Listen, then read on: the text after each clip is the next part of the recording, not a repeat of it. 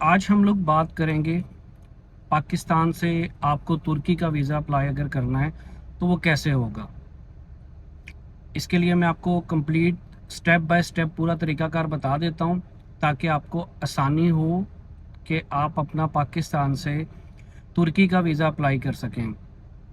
बहुत से ज़्यादा लोगों को मैंने देखा है कि वो ट्रैवल एजेंट्स के पास जाते हैं और ट्रैवल एजेंट उनसे 25,000 से 35,000 रुपये पाकिस्तानी रुपीस तक आपसे सिर्फ फ़ाइल बनाकर देने के चार्ज कर रहे हैं, जिसमें आपकी वीज़ा फ़ीस भी इंक्लूड नहीं है, किसी किस्म की फ़ीस इंक्लूड नहीं है। जस्ट वो इस चीज़ के पैसे लेते हैं कि वो आपके डॉक्यूमेंट्स रेडी करके आपको पकड़ाते हैं और आप जाके वीज़ा ऑफिस में जमा करवाते हैं। आज मैं आपको उसका कंप्लीट तरीकाकार भी समझा देता हूँ और कंप्लीट डॉक्यूमेंट्स की लिस्ट भी बता देता हूँ जिनको आपने खुद ही रेडी करना है, और ये डॉक्यूमेंट्स लेकर आपने वीज़ा ऑफिस जाना है और आपका वीज़ा जो है वो लग जाएगा।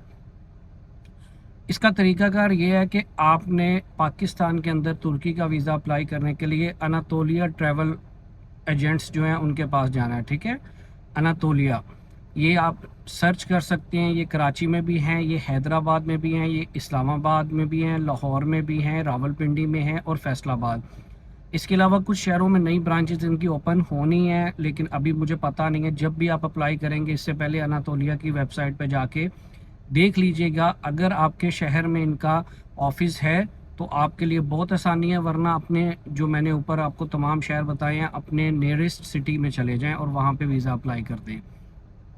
तो सबसे पहले आपने अपने तमाम डॉक्यूमेंट्स जो हैं वो इकट्ठे करने हैं। ठीक है, उनकी आगे मैं लिस्ट आपको बता देता हूँ, वो नीचे डिस्क्रिप्शन में भी लिख दूंगा पूरा।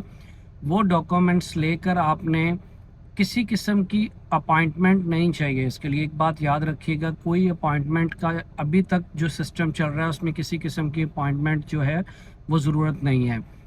आपने अपने तमाम डॉक्यूमेंट्स रेडी करके, ठीक है, छुट्टी वाला दिन ना हो, यानी कि संडे ना हो, बाकी किसी भी दिन आप अनातोलिया के ऑफिस सुबह 9 बजे से लेकर दोपहर को 2 से 3 बजे का टाइम होता है इनका नॉर्मली।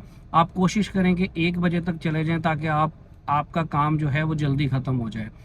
आपने ये तमाम डॉक्यूमेंट्स लेके अनातोलिया के ऑफिस जाना है। वहाँ पर आप अपने डॉक्यूमेंट्स वहाँ पे रिसेप्शन पे दिखाएंगे, वो एक दफ़ा उन्हें रीचेक करेंगे और उसके बाद आपको एक टोकन नंबर इशू करेंगे। वहाँ पे टोकन लेकर आपने अपने फॉर्म जमा करवा देने हैं, अपने तमाम पेपर्स। तो इंशाल्लाह इसका जो नॉर्मल आजकल टाइम लग रहा है वो 10 से 25 दिन के अंदर लग रहा है। नॉर्मली जो वीज़े आ रहे हैं एवरेज टाइम वो 10 से 15 दिन के अंदर आ जाते हैं, लेकिन समटाइम छुट्टी भी उसके अंदर आ जाती है या कोई और मसला आ जाता है, तो आप 20 दिन का जो है गैप रखें। अब मैं आपको लिस्ट ऑफ डॉक्यूमेंट्स बता देता हूँ ताकि आपको किसी किस्म का जो है अभाम ना रह जाए, आपको किसी ट्रैवल एजेंट की ज़रूरत ना पड़े, आप इसे खुद ही सारा फिल करके अपना तुर्की का वीज़ा ले सकें। सबसे पहले इसमें वीज़ा फॉर्म होता है। इसमें 2 ऑप्शन होती हैं। आप अनातोलिया की वेबसाइट से डाउनलोड भी कर सकते हैं, मैं नीचे लिंक दे दूंगा, और इसको घर में खुद ही आप PDF एडिटर में भी फिल कर सकते हैं और बाय हैंड भी कर सकते हैं, कोई इशू नहीं है। उसे करके आप साथ ले जाएं, इससे आपका टाइम बचेगा। दूसरा ऑप्शन ये होता है कि जब आप अनातोलिया के ऑफिस जाते हैं वहाँ पर भी वो आपको वीज़ा फॉर्म की कॉपी दे देते हैं, वहाँ पे वो आपको लोगों के लिए फिल भी कर देते हैं और सम टाइम वो आपको खुद कह देते हैं कि बाय हैंड फिल कर दें। तो ये सबसे पहली रिक्वायरमेंट थी। ठीक है, उसके बाद 2 आपको वाइट बैकग्राउंड के अंदर फ़ोटोज़ चाहिए। ठीक है, 2 फोटोज़ आपने लेके जाना है। कोशिश करें 3-4 पास रख लें, एक्स्ट्रा चीज़ें हमेशा पास होनी चाहिए आपके।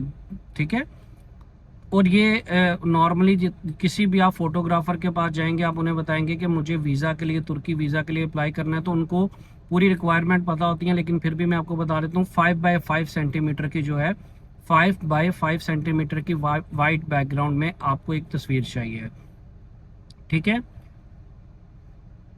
उसके बाद आपका जो है एक कवर लेटर लगेगा। कवर लेटर के जो है डिटेल, उसमें क्या होता है, आपने अपने बारे में बताना होता है, एक रिक्वेस्ट करनी होती है वीज़ा ऑफिसर को कि आपको क्यों तुर्की जाना है।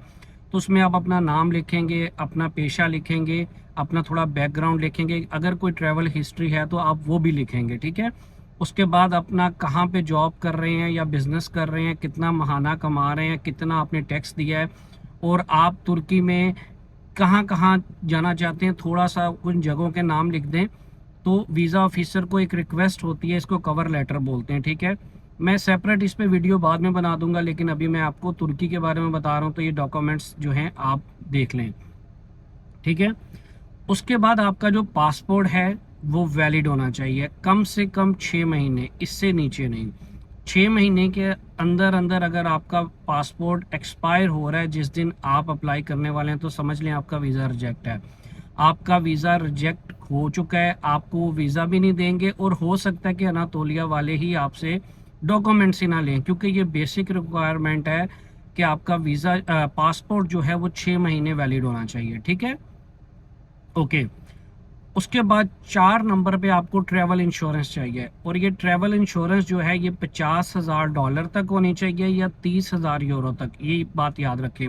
अच्छा, कुछ लोगों को ये अभाम होता है कि भाई ये मुझे पता नहीं €30,000 खर्च करना पड़ेंगे, नहीं।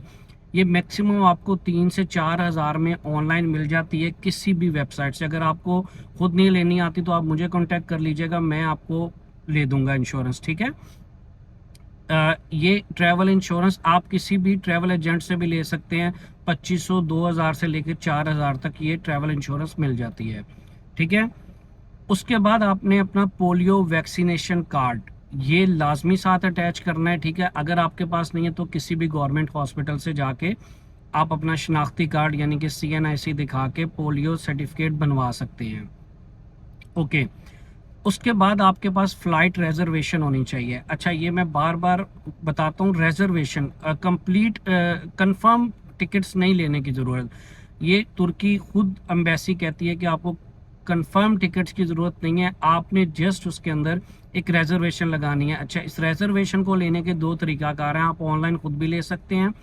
डिफरेंट किस्म की वेबसाइट्स आपको $5 से लेकर $20 तक ये प्रोवाइड कर देती हैं, या आप किसी भी करीबी ट्रैवल एजेंट के पास जाएं, उन्हें बताएं कि मुझे भाई सिर्फ रिजर्वेशन चाहिए तुर्की वीज़ा अप्लाई करने के लिए, वो आपको ₹500 पाकिस्तानी से लेकर 1000 के अंदर आपको रिजर्वेशन भी निकाल देगा, ठीक है। उसके बाद सेकंड आपको होटल बुकिंग रिजर्वेशन चाहिए, ये भी कंफर्म बुकिंग नहीं चाहिए, ठीक है। किसी किस्म की पेड बुकिंग नहीं आपने होटल की करनी, आपने उसकी रिजर्वेशन सिर्फ लेनी है। वो आपको मैं आसान तरीका बता देता हूँ, booking.com से ले लें, अगोड़ा से ले लें, कहीं से भी ले लें, उसकी पेमेंट बिल्कुल ना करें। उसमें फ्री कैंसिलेशन वाला ऑप्शन होता है, वो आपको कंफर्म हो जाती है बुकिंग आपकी, और आप उसको कभी भी बाद में फ्री कैंसिल कर सकते हैं, ठीक है, ओके। उसके बाद आपका फैमिली रजिस्ट्रेशन फॉर्म जो है नादरा से, जिसे हम लोग FRC कहते हैं, ठीक है, ये आपने नादरा से ले लेना है, ये अटैच करना है। और अगर आपकी नई नई शादी है और आप मियाँ बीवी दोनों इकट्ठे जा रहे हैं, तो अपना MRC यानी कि मैरिज सर्टिफिकेट जो है नादरा से लेके इसकी कॉपी अटैच कर देनी है, ठीक है। ओरिजिनल नहीं अटैच करने की ज़रूरत, कलर कॉपी कर दें, ब्लैक एंड वाइट कर दें, डजेंट मैटर, ठीक है। अच्छा, अगर अब बैंक स्टेटमेंट की तरफ आते हैं, जो सबसे इम्पोर्टेंट पॉइंट है। अगर तो आप कहीं पे जॉब कर रहे हैं, ठीक है, कहीं पे भी जॉब कर रहे हैं, तो अपनी बैंक स्टेटमेंट वो लगाइएगा जहां जिस बैंक के अंदर आपकी सैलरी मंथली आ रही है, यानी कि बैंक स्टेटमेंट के अंदर आपकी सैलरी शो होनी चाहिए, ठीक है। और कोशिश करें कि अपने कार्ड से परचेजिंग किया करें, जब सुपरमार्केट वगैरह जाएं, जब आपका वीज़े का माइंड बन चुका है तो उससे 2 3 4 महीने पहले आप ऐसे स्टार्ट कर दिया करें, ठीक है। ये बैंक स्टेटमेंट जो है आपने बैंक से लेनी है, उनसे स्टैंप भी करवानी है, और उसको जो है साइन भी करवाने हैं, और एक बैंक मेंटेनेंस सर्टिफिकेट लाजमी लेना है बैंक से, ये दोनों साथ लगाने हैं, ठीक है। और ये जो बैंक स्टेटमेंट मैं आपको बता रहा हूँ, ये 3 महीने की होनी चाहिए, ठीक है। 4 महीने कर ले, मुश्किल नहीं है, लेकिन 3 महीने से कम मत लगाएं, ठीक है। मैंने आपको स्टेटमेंट का भी बता दिया, और बैंक जो है मेंटेनेंस सर्टिफिकेट आपको, वो आपके ब्रांच में जाएंगे तो मैनेजर आपको दे देगा, ठीक है। उसके बाद आपका कुछ भी NTN नंबर है, अगर आप बिजनेस कर रहे हैं, इनकम टैक्स नंबर है, ठीक है, FBR का नंबर है, उसका अगर आप टैक्स देते हैं, टैक्स पेयर हैं, तो अपनी टैक्स रिटर्न की कॉपीज भी साथ लगा दें, FBR का नंबर भी लगा दें, अपना NTN नंबर भी लगा दें, ठीक है।